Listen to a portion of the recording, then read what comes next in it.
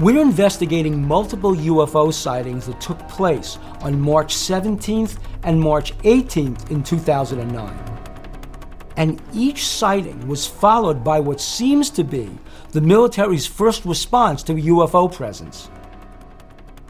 Are they intercepting the objects? Engaging the objects? We don't know, but we're about to view Trevor Lauder's video. Maybe that's going to help us figure this out. What you can see here is the western horizon. Traveling south, what really stood out to me were these amber orbs that were attached to it. They seem to be in sort of an oval shape, and there seem to be several of them attached to the bulk of the craft. Coming into focus here in just a moment, we're going to see a solitary light on the end of the object, and you're able to kind of make out a wing. Now, when this flew overhead, I was able to make out a second wing. So what we're looking at here is the fuselage, wing, and then what you don't see is that other wingtip. Trevor's testimony is very interesting, and if his estimation of the size of this object is correct, he may be onto something. But the video is very shaky, so it's hard to get a reference point to determine just how large this object really is. So what is it about this craft that strikes you as being unconventional, possibly extraterrestrial?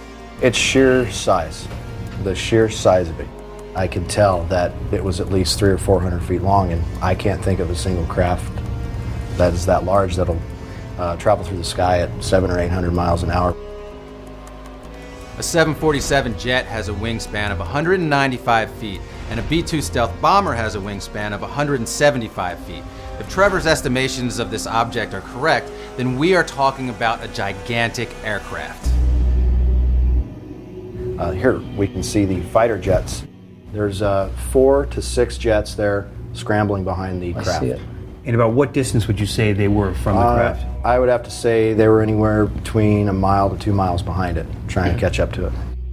As I look at this, one of the things that I'm thinking is, you want to say this is a military weapon and they're escorting it, but the fact that they've got their afterburners on really bothers me. Right. Because they wouldn't be escorting with afterburners.